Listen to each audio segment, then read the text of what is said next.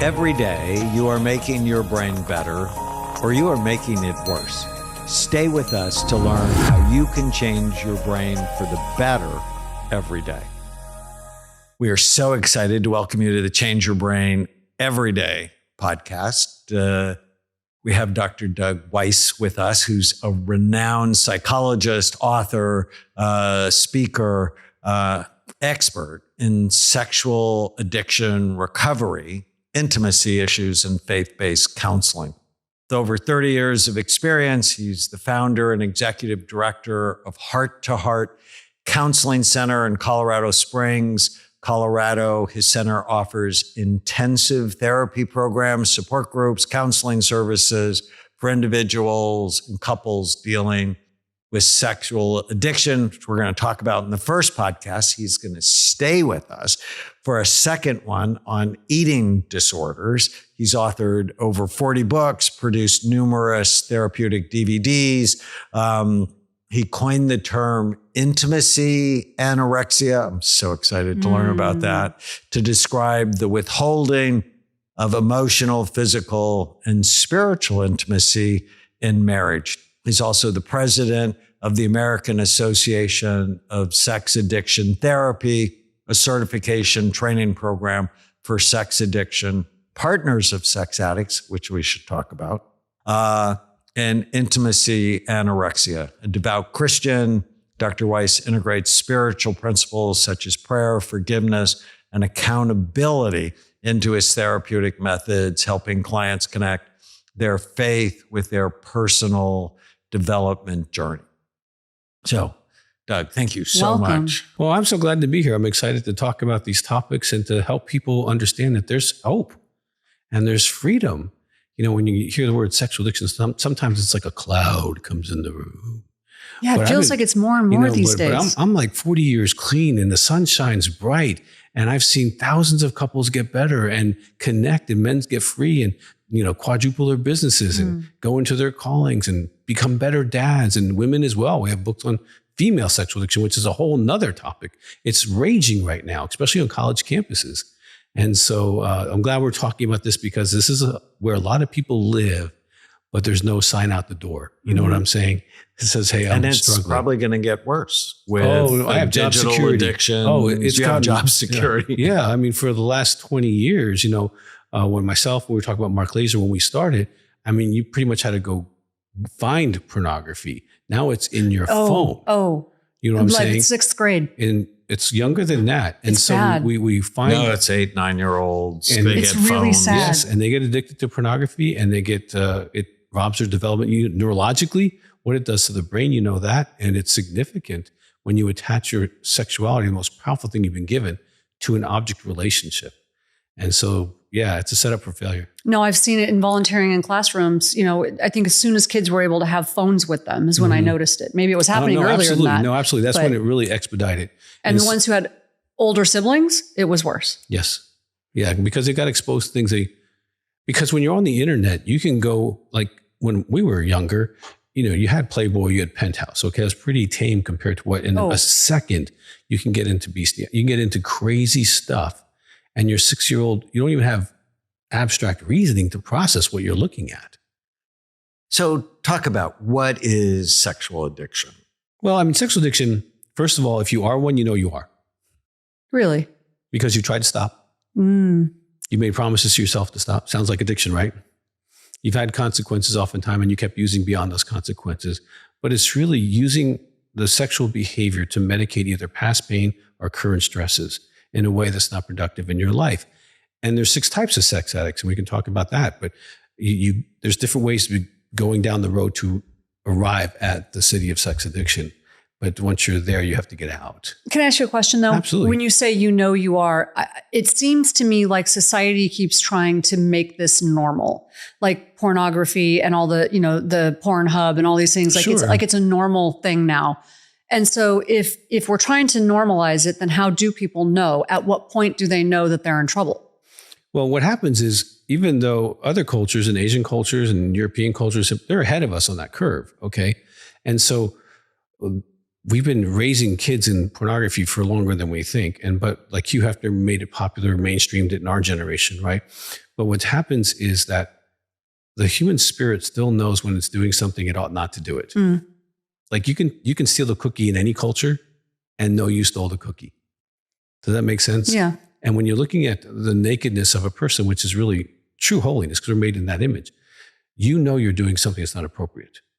And if you can't stop, even when you want to, you begin to realize that maybe I am the problem. Do you do you think shame that's where shame starts? Well, shame becomes part of the cycle because you do something wrong and then you either feel guilt or shame. Guilt is, I did something wrong. Shame is, I am something wrong. Well, if you keep doing something wrong long enough, you begin to believe that I am something wrong. And then shame fuels the whole addiction cycle, whether it's alcohol, drugs, food, sex, or any of those behaviors. So how have you seen it change since you started 30 years ago? Well, it used to be like the single images, one page at a time. Now you can go fast, click, click, click, click, click. It used to be that people would crash. It would take 20 or 30 years to crash. And now they're crashing in their adolescence. They're crashing in their early 20s. In their 20s, they're not able to maintain a physical relationship with their partners or wives because of the high level of reinforcement at the speed it's going on. Plus, with technologies, we're entering a phase, you and I will probably see this phase where men and women will be addicted to sex robots. Oh, geez. We are already there in Japan. No, they have these dolls that you can, okay, another conversation, but we're going to see, so technology advances this, okay? And when they start programming these machines, I have a book called Upgrade Your Sex Life with how someone is actually designed to hear in the sexual space. They're going to become super addicted super quick to these machines, which is going to really, we're going to face a challenge. I already have the website. So we're going to face this challenge. Okay. And so technology is advancing that. And so also the apps that have come out. Okay. You and I, we had to go find a pretty girl, right? We had to talk to them. We had to take them out to dinner. We had to buy, we had to spend time with them. We had to do all of that work. Now it's like they go on an app and it's like, do you want to hook up? So it's so frustrating. And you bring that up. So we've got girls, lots of girls that are just before college age and just graduating college. And my biggest frustration, and I tell them all the time, your generation doesn't know how to date anymore. There's no such thing as courting.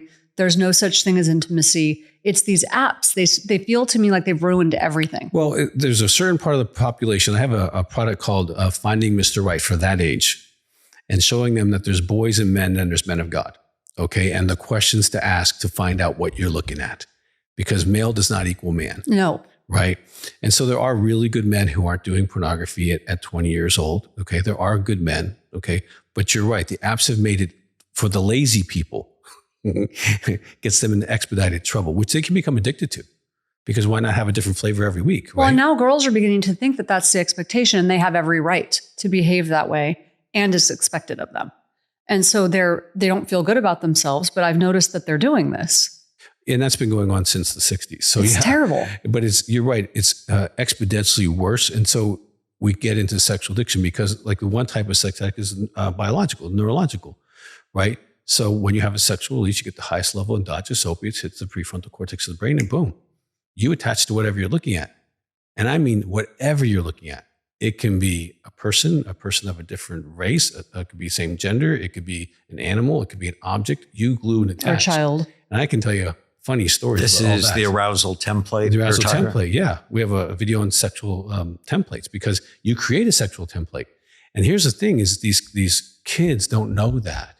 And so they're interjecting the sexual template training, but they don't know who they're going to marry. So wherever you were, whatever you were doing, whatever you were looking at, when you were first aroused, begins to set up neural pathways. Absolutely. That you want to go back. So it could be even at somebody's shoes. All of a sudden you get attached I have one to guy, shoes. so I don't know how graphic, I won't be graphic, but this is a true story early in my career. And he's been free for over decades, okay? But when he was a kid, he lived on a farm. And so when he was being with himself, the noise in the house would go bang, bang, bang, bang, bang, bang, bang, right? So they'd make fun of him the next day, laugh at him. Smart kid figured out, can't do that. So I go out. So he went outside past the barn. What was he wearing? His boots. And you either look up or look down. So he was looking down and he neurologically got attached to his boots. When I met him, he had a boot collection, like from here to that wall over there. Is that what's going on with your shoes? And he another topic. Okay. But he literally had that, and he would never be sexual with a woman unless he was wearing boots. Oh, that's so because interesting. he attached to the object relation. This is how we get into cross-dressing. This is how we get into fetishes. Because of what we do is we hijack the sexual template and say, no, not a person, this.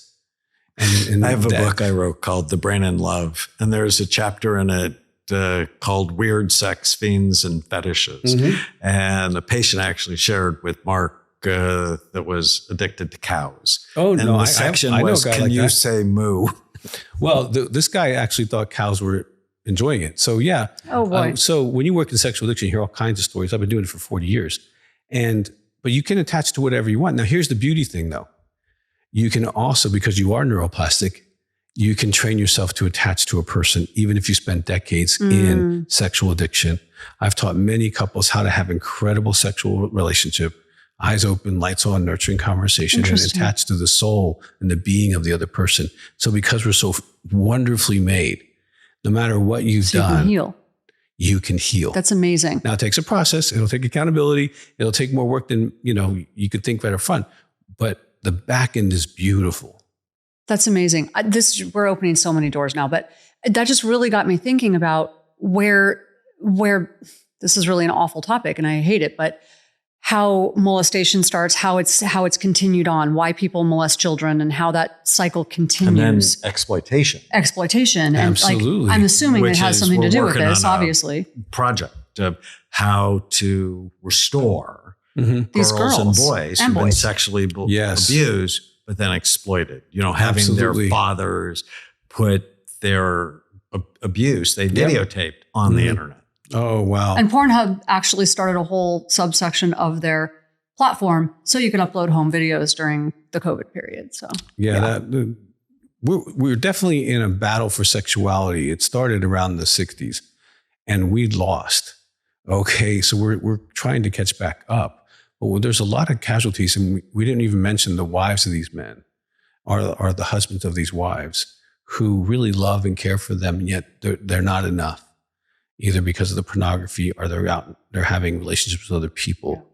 Yeah. And the tragedy is a lot of time with sexual addiction, it's the external environment that has to tell you that you're not okay. It's the job loss. It's the getting caught. It's the police officer catching you. It's the wife who's caught you with an email or a cell phone or a text, and your world comes together. You have to choose which world you're going to live in.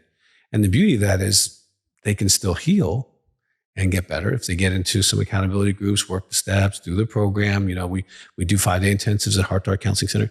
Our success rate's in the 90th percentile with sexual addiction. Okay, so people can get better. Oh, we've been doing it for decades, so we're not practicing at this point, right? There's he's not practicing anymore. He knows what he's doing with stuff, right?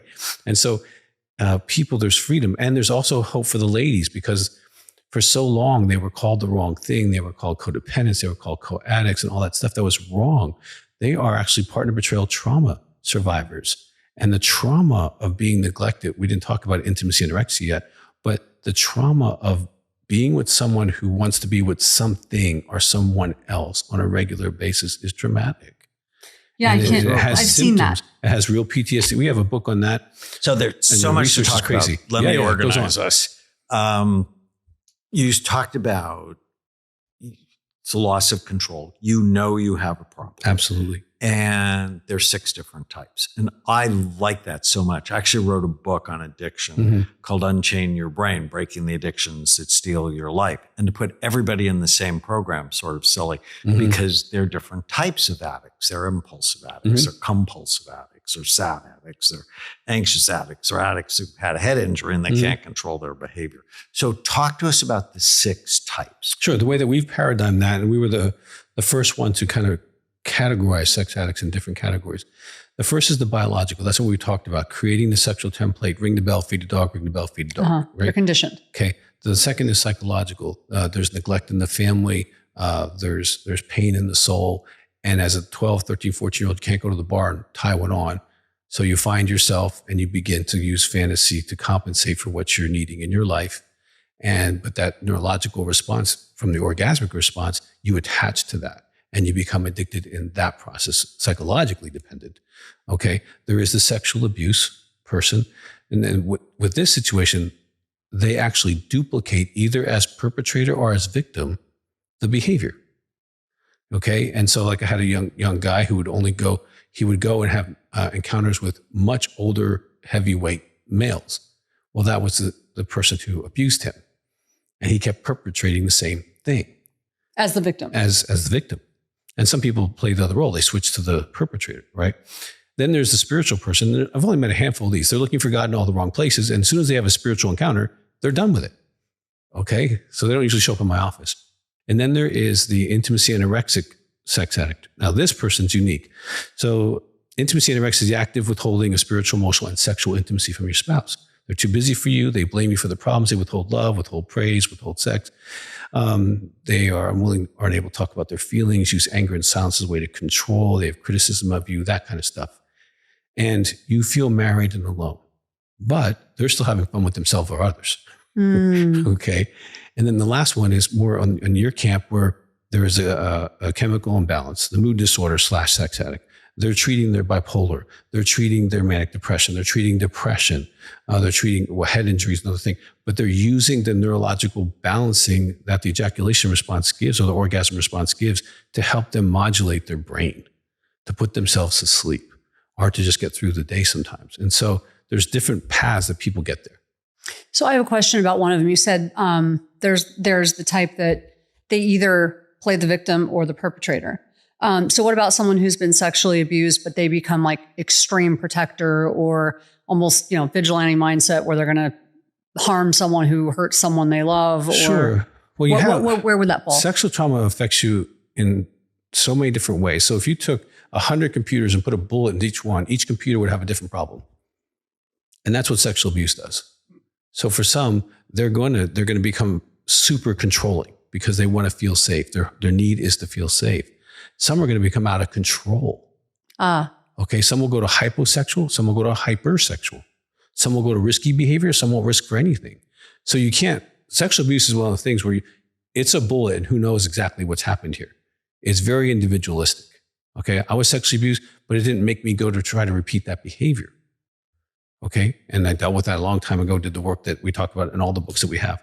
And so you can heal from sexual trauma, but it's unique to you how it affected you, because there are people, even in the studies, that really there's almost no impact on them.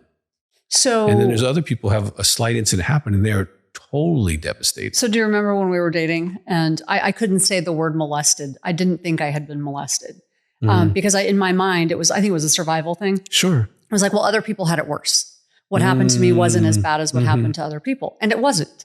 Right. So I think that's how I dealt with it. But it's still trauma to you. Well, I never thought it was. If somebody had done that to Chloe, what would you do? And what was your answer? Rip their beating heart out of their chest and feed it to my dog. You're right. Like it's like there's no question. And it was so weird she's such a mild lady. because I can see it, but I couldn't internalize it. Right. It's very weird. I've actually used that same technique with a lot of my clients over the 40 years. If that was your boy, if that was your daughter, what would you do? And they have exactly the same response. Okay. Because sometimes you just can't see it when it's you. No. Because you've figured out how to adapt. Right. Okay. And put it in its little box and you can't see it objectively. Right. I can't tell you how many men I have had to tell, listen, when you were 13 and she was 19, that was sexual abuse. Yeah. When you were 16 and she was 35, that was sexual abuse. I didn't realize I was sexually abused by several older women. When I was in high school, I'd go out to bars and I'd go home with 30-year-olds and 20-year-olds. Right? I thought I was lucky until I was about 5 years sober. And I go, wait a minute. That wasn't right. They should have taken me home. I was only 16 years old. I should have been there. The question I would ask is, why were you in the bar when you were 16? But he still was 16. I was 16. So, I was sexually abused, right? Yeah. I never met my father. Yeah. Okay. I was put in foster homes. And so, I had some issues going on and I was drinking. And so, and I was already sexually addicted. So if you could combine alcohol and women, where do you do that? In a bar. And I was like tough and mean. And you were good looking, and they would give me a drink, and I would just sit there, and there you go. So many men don't identify their sexual trauma, especially if it's connected to a woman. Yeah. So, but it's almost like what happened to me wasn't the same as if the same thing happened to someone else. You just can't. Right. So let's talk about recovery. So if someone comes to you and they go, I have a problem, and I suppose many people are there because their partner is furious at them. Absolutely. And they're like, you need to go get help. Yes. What's the path to recovery? Well, if they're doing intensive, so day one, we find out what type of sex act they are. Now, this will surprise you. A lot of women want to know the truth to heal their relationship and heal their heart. Oh, no, I think I fully understand that. So oftentimes we'll give the man an opportunity to do a polygraph so he can do that. That really helps to give That would them be a me. Polygraph. That would definitely be me. Because here's what happens. I like it. No, because the truth will set you free, right? So if he's still in secrets, what does he have? Shame. Shame is part of the addiction cycle. So if we can get rid of shame on Monday and she's still there, which 99% chance she is going to still be there. She just wants to know, I know the truth. Women will know they know the truth. They can forgive almost anything. Women are incredible. There'll never be a book that can comprehend the woman's heart to be able to absorb pain. Men just don't have the capacity like that. And they're able to do like, hey, I'm all in if you're all honest. So we give them the opportunity to be all honest. Okay. And then we find out what's going on with her. Then we do couples counseling, and then they go to groups and they do that kind of stuff. But it is 12-step groups. So they'll be in groups for, quite a while. They work their steps, they work their workbooks, and they're able to start moving through what they got to move through. Again, if they got sexual trauma, we deal with that during that week. And some of them, we have a neuromodulation thing that we do, and that helps them, especially the women who've been through trauma. And so it just depends on what they're bringing to the table. It's not cookie cutter because like you look at every brain's different, right? When I look at a person who's a sex addict, I got to find out how did they get here and now what do we need to get them better? So it's very individualistic, but there are principles that help them do that. And they can do this no matter where they are in the country. So step one is know the truth. The truth will set you free. Ask for help. Ask for help. Ask for help. Yeah. That's the hard part. Group really Group is huge. Couples counseling. Yes. Now Dr. Laser would send me mostly the guys. Right. And 70% of the time they had low frontal lobe activity. And what did that tell you? The break in their brain was not as healthy as it could be. Right. Very high percentage of them had either head trauma or ADD of one form or another. Balancing that at least improves their impulse control. And their partners had trauma patterns. So I published a number of studies on PTSD in the brain. And I have it a whole shows chapter on that for the their women. emotional brains work too hard, which means it's hard for them to let go. Right. Right. It's like the trauma, it plays a movie in their head and it loops over and over. And then we diagnose it wrongly histrionic. They're not histrionic. They have histrionic features, but it's because of the trauma. I have a whole chapter on that. Oh, that's and what so I did is I interesting. took the PTSD symptoms and instead of it being individualistic, I put it towards your marriage. And in that paradigm, they came up into 90 percentile on almost every symptom of PTSD. Right. Partners of intimacy, anorexics, partners of sex addicts, and women who've experienced infidelity. And that's the part of material trauma book because there's so much information that women don't know. And it helps them normalize it. Like, oh, okay, I'm raging. Yep, that's kind of normal. You've been in a car accident. If you ever go into an ICU unit, you find people yelling. You find people who are not themselves, right? So yeah, you see, this is not the best version of them. No. Right? But then they come back 6 months later. Oh, you were so sweet and wonderful. They're so mean to you and you have to know it's not about you. It's not about you. Right. It's like the dog that's got hit by a car. They're not trying to bite you. Right. They're trying to get out of pain. So true. Interesting. How do you help the partners who have this intimacy trauma? Well, for them, first of all, when we do their assessment, we make sure that's not the only trauma that they've had. So we got to go through the whole sexual history, including self-behaviors. We got to go through family of origin stuff, make sure that's what's that all about. Make sure there's not been any rapes or abortions because abortion's a trauma. And I can tell you so many women have never told anybody but me. We actually have a product called Grace After Abortion because that's a secret that so many women are traumatized by, and they're still living a traumatized life because they haven't been open and honest about it and done the healing work on that. So once we get that done, then they go to groups because they need to be supported, because this is not something you can go tell your friends. Okay. And they're going to say divorce him. And that's not what you need to hear. No, Okay? you need friends who are, you need to know other women who've gone through this, who are choosing to try to work it out if he's willing, and to be on the same page you're on. And so the support groups help them with that. Okay. And then there's 100 exercises they work through. There's a step book work they work through. And of course, they have a counselor ongoing to support them through the process for their ups and downs, because they not only have partner betrayal trauma, they have grief. All the losses that they've experienced in a nanosecond can barely be computed. Past, present, future, all in like that. A woman realizes her life was not what it was. Those pictures have no meaning. That vacation you acted out. When I was in the hospital, you did this. Oh my gosh. Now, presently, my finances are in jeopardy. My family's in jeopardy. My kids may not go to college. We may not make it.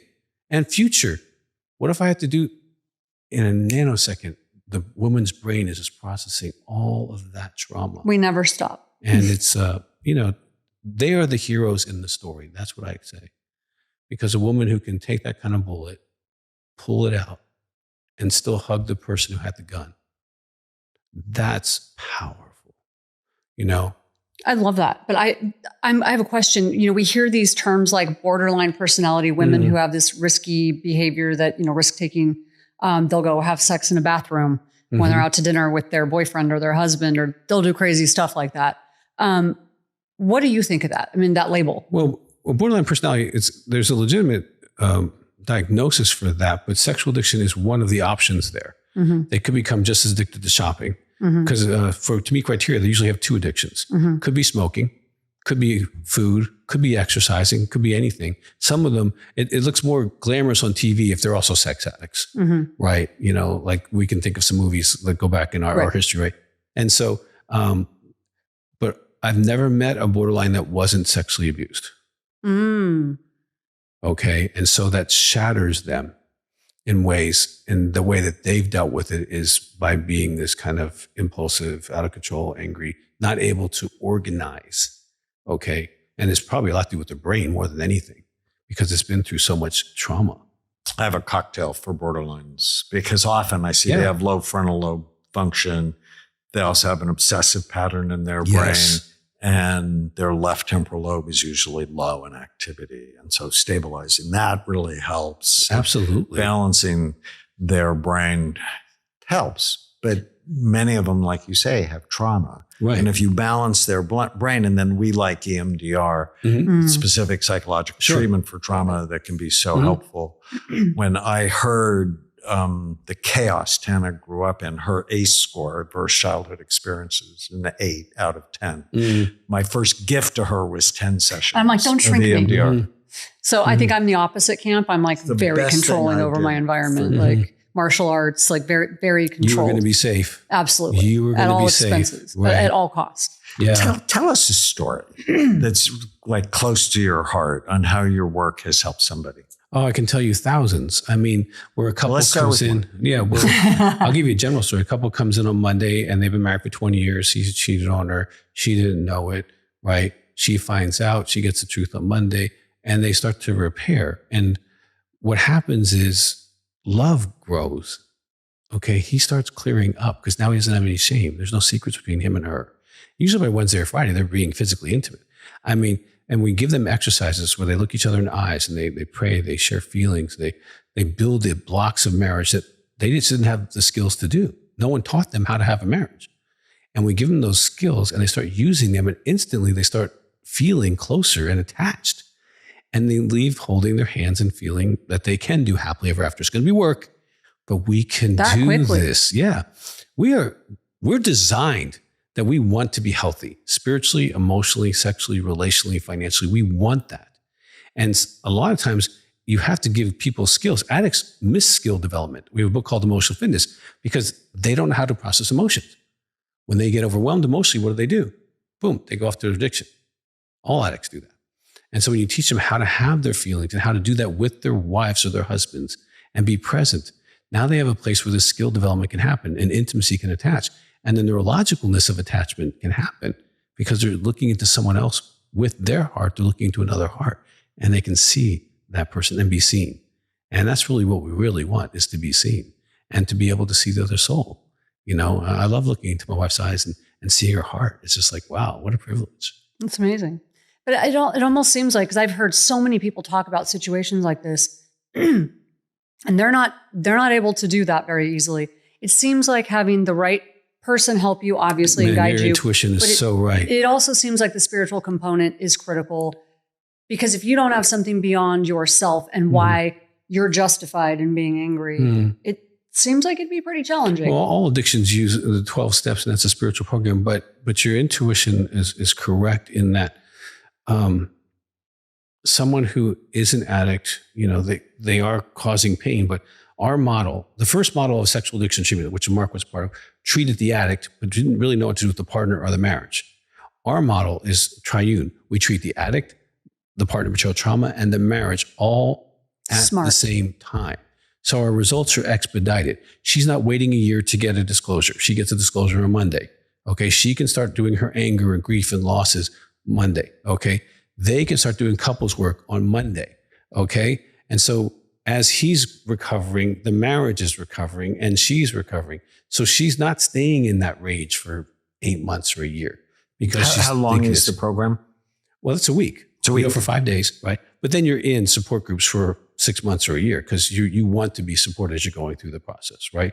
And a lot of these people end up helping other people, starting support groups where they are. Well, that's the best way to get well. Amazing. Yeah, it is, because once you build a community of like-minded people, you can get there. And one of the best things that happens in intensive is not just the counseling, but they go into a room and we have community groups. And so these people they've been sober 5, 10, 15, 20 years, some of them. And they go into a group and they see a guy who's dumber than them and they go, wow, he's clean for 6 years. I can do this. Oh, interesting. Or a wife who's going through pain and going, wow, she's been here and she's gotten well. I can do this. Right. So what is the difference? And I know this to be on the flip side too. It's not always just the man who's having affairs. Right. Absolutely. What is the difference between someone who's had an affair? Maybe they felt emotionally starved for a long time. I don't know. Whatever it is. They've had an affair, maybe not a bunch of affairs, versus someone who's a sex addict. How do you make that determination? Well, that's a great question. And you add a question within your question. Men do work with this differently. We have a DVD called The Betrayed Man, because men deal with betrayal differently than women. They don't have, it's a different dynamic, and they got to understand that. But to your question, as far as like separating, usually the questions posed to me, well, what if a guy wants to have sex, X amount of times a week? Is he an addict? No, it's not about the times. It's about whether he's connecting to the person or not. Intimacy. Okay. Someone can have an accidental, not accidental, but they can have an affair for whatever reason, and it's a fluke. Okay. And they're not sex addicts. There's no pattern of neurological attachment to objects or porn. There's no pattern. There's no patterns. Now, and I've had a few of those guys in my office over 4 years. They got flown in because they had an affair, and, she thought for sure he was the sickest dog in the world. And I have to say, no, ma'am, he's just stupid. He is clinically stupid, but he's not a sex addict. Okay. Because there's none of these other things. And sometimes they say, well, okay. And then they still might want a polygraph once a year to verify that he doesn't get stupid again. I'm like, you know what? I can live with that. And so can he. Okay. I mean, dumb dogs usually can learn, but. Right. But there's the person who makes a mistake, but then there's a person who continues to do the same behavior. And oftentimes the affair is a result, of behavior. They have been with themselves sexually and with pornography for years, often before they cross that line. And it fuels it. And that's why the women are like, well, he just does pornography. Right now, that's all he's doing. But that is a seed which will grow into a certain kind of plant, and that plant will cause a lot of pain. Do you think if one of the partners is neglected long enough, it can actually drive the other person to do something like that? We haven't gotten into intimacy anorexia, but when you're living with an intimacy anorexic man or woman who's starving you of emotional intimacy, doesn't touch you, doesn't celebrate your birthday, doesn't see you, you're a manager in their life, you feel like you don't have any value, right? You are in pain. Now, what you do with that pain is your decision. Okay, so yes, some people will go medicate that pain by having an affair or gaining 50 pounds or getting a six-pack. Okay, the pain is because of the spouse. The process that person goes through is theirs. Does that make sense? So it's not cause and effect exactly, because some people can be starved for 10, 15, 20 years and be faithful to that person. Okay, some people are starved for a couple of years, like, this is not fun. I'm going to go X, whatever X is for them. So it's not cause and effect, but the pain does create a set of circumstances where you have to deal with the pain one way or the other. Well, there's also mismatched libidos. Right. And people fall in love often when they're young, when their testosterone levels are healthy. But then over time, as they wane, now you have these mismatched libidos and one person's just never interested and the other person's still interested. That sets them up. It sets them up. There's one other thing we're just thinking, given a lot of our patients like hormone replacement, and I'm a fan, the reason hormones drop as you age, it's the planet's way of getting rid of you. So I'm sort of not okay with that. But if the doctor overdoes it and your testosterone level goes too high, it can make you crazy. Your empathy goes down and your libido goes up, which is a prescription for divorce. Or going to jail or having an affair or...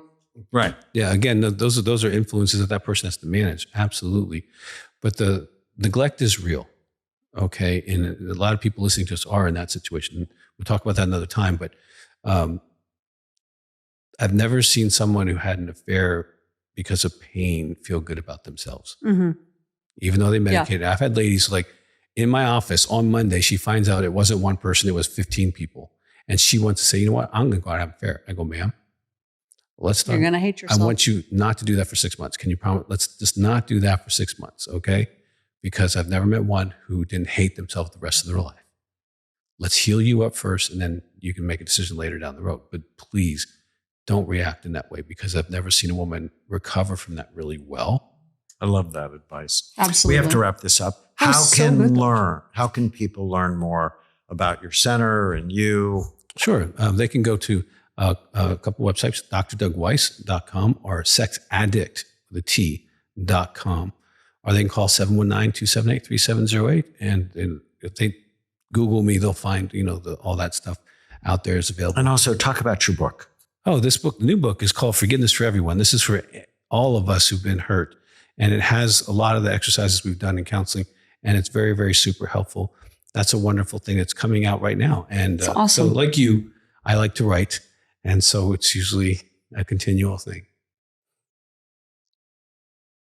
So thank you so much for being with us. Well, You're going to be with us on the next one. That was so good.